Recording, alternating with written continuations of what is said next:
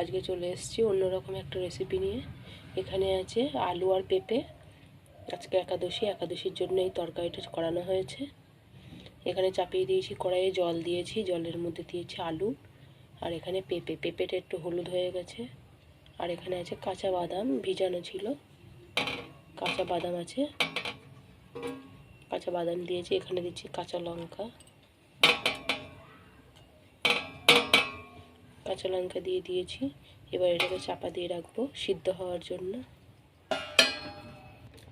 এবার দিয়ে দেবো সাদা তেল, কিছুটা সাদা তেল দিচ্ছি।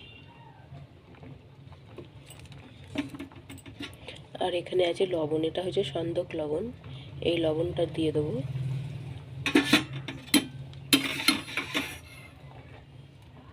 লবণটা দিয়ে দিচ্ছি, দিয়ে আবার বেশ কিছুক্ষণ চাপা দিয়ে রেখে দেবো এটাকে। একদম সাদা সাদা তরকারি, হলুদ ছাড়া, সর্ষের তেল ছাড়া। এখানে আলু আর পেঁপে সিদ্ধ হয়ে গেছে। এবার এই খুন্তি দিয়ে একটু এটাকে চেপে দেবো, তাহলে আলুর এই তরকারিটা একটু ঘন ঘন হবে। আলুগুলো পুরো সিদ্ধ হয়ে গেছে।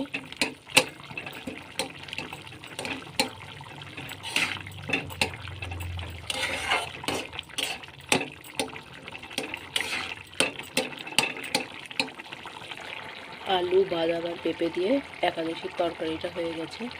এবার এটাকে নামিয়ে ফেলবো। একাদশীর তরকারিটা নামিয়ে ফেলেছি এখানে, এটা হয়ে গেছে। আর এখানে হচ্ছে দুধের মধ্যে দুধটা ফুটে গেলে এটা দিয়ে সাবুর পায়েস করব। এখানে আছে সাবু, যে এই সাবুগুলো দিয়ে দেবো এর মধ্যে। এখানে হয়ে গেছে সাবুর পায়েসটা হয়ে গেছে। এই যে একাদশীতে সাবুর পায়েস আর আলুর তরকারি, এই সাবুর পায়েসটাও হয়ে গেছে। এটাকে এবার নামিয়ে ফেলবো। আর এখানে আছে আলুর তরকারি, বাদাম দিয়ে, পেঁপে দিয়ে। খুব সুন্দর দুটো রেসিপি হয়েছে একাদশীতে। অবশ্যই ভিডিওটা প্রথম থেকে শেষ পর্যন্ত দেখবেন। কেমন হয়েছে অবশ্যই জানাবেন।